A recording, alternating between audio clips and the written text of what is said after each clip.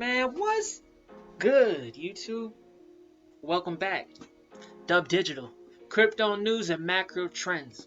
Got a good one for you here. Makes me bullish. Makes me so bullish, bro. U.S. House passes 2 blockchain amendments in annual defense budget bill.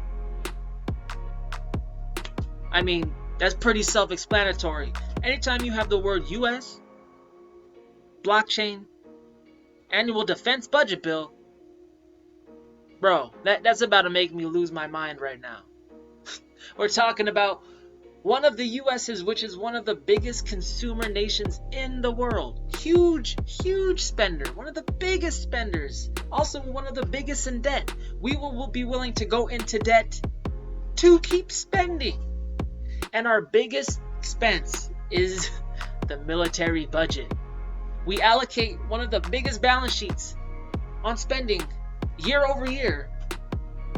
And one of the biggest expenses of that balance sheet year over year to now make investments in cryptocurrency.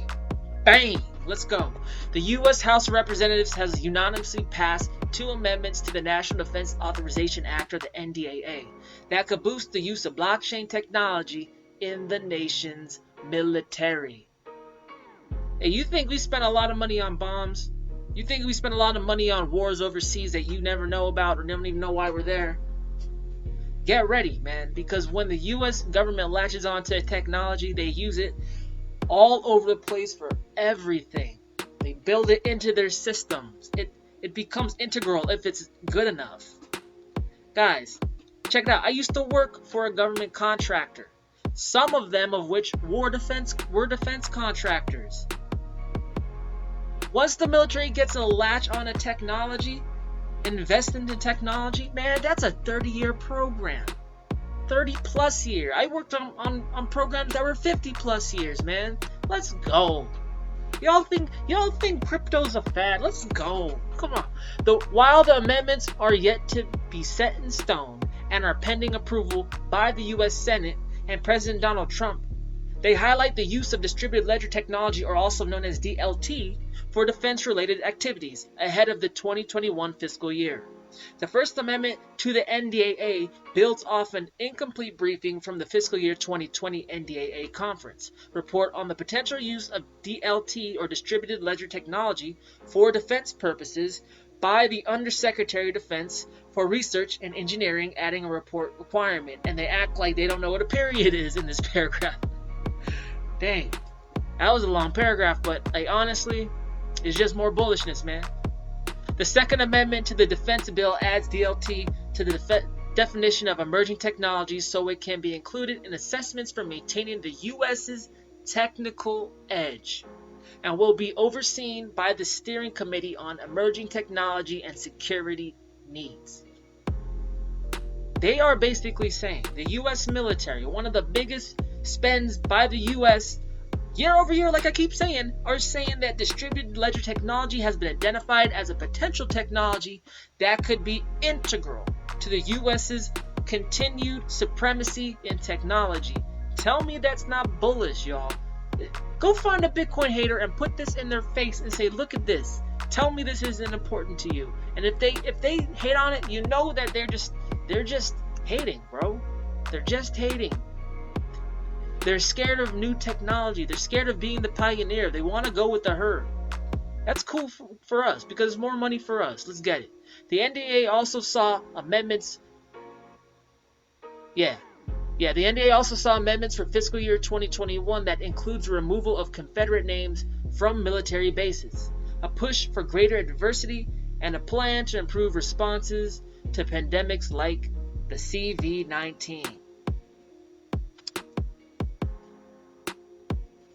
They're looking at using this for emergency response. Hey, there's emergencies all over the United States every single year, all over the world, man. And they're going to implement somehow. I'm not quite sure how they plan to do so, but implement blockchain into that?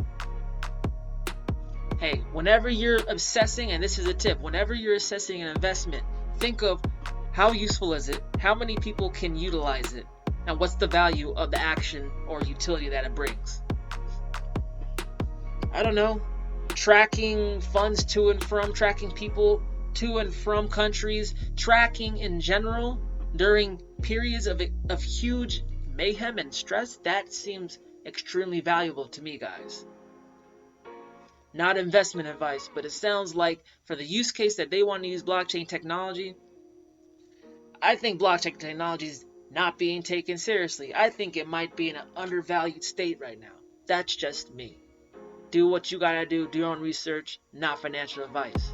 The amendment comes after a report released in May by Amazon Web Services, IBM, Deloitte, and others that suggested the US was falling behind to rivals China and Russia on blockchain use in the military. Okay, guys, I remember in 2016 I saw all these things on China getting involved, and NEO popped out. Okay, NEO is tagged and unofficially tagged the Ethereum of China, the Chinese Ethereum.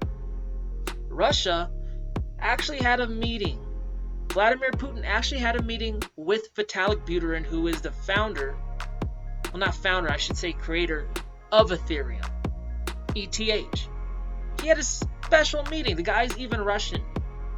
You're telling me that the Russian government hasn't done any investigation on how they can bridge their governmental processes onto Ethereum and cut costs and be more efficient? Guys, please. Then I remember this IBM, Deloitte, Amazon report that came out. That was like a few months ago. I remember seeing it. I wasn't covering videos back then, but I remember seeing it. And they talked about how the US is behind. Like, that's something we all know. And people in the crypto space know the US has been dragging their feet on giving clarity on how to tax these things, definitions of what they are, whether they're property or money. They just don't want to get down to the bottom of anything in crypto, and it's going to bite them in the ass. And it's starting to bite them in the ass, and the corporations got out there and told them that it was. Check out IBM. Look at IBM. I follow them on Twitter. They're posting so many things about blockchain and tracking things now. Deloitte's an auditing service. Basically, blockchain is going to take over the accounting industry, okay? So Deloitte's trying to get in front of it and be a leader, which is smart. And then Amazon, I mean, their whole business model is around transportation of goods. Do that better, Amazon makes more money. Do you see where this is going? It was rolled out in corporations. They got involved around 2016, 2017. They started experimenting, making their own solutions. It's at the point now where they're doing pilots and feeling comfortable and rolling this out and suggesting it to the government, of which they did right here, guys. And now all of a sudden, we have all this talk about a digital dollar to compete with the Chinese yen, the new digital yen that's coming out, which is rumored to be backed by gold. Guys, if you think the things in the world are happening are just random, you're tripping. You're tripping, man. It's all have to do with the trade war. The China-US trade war.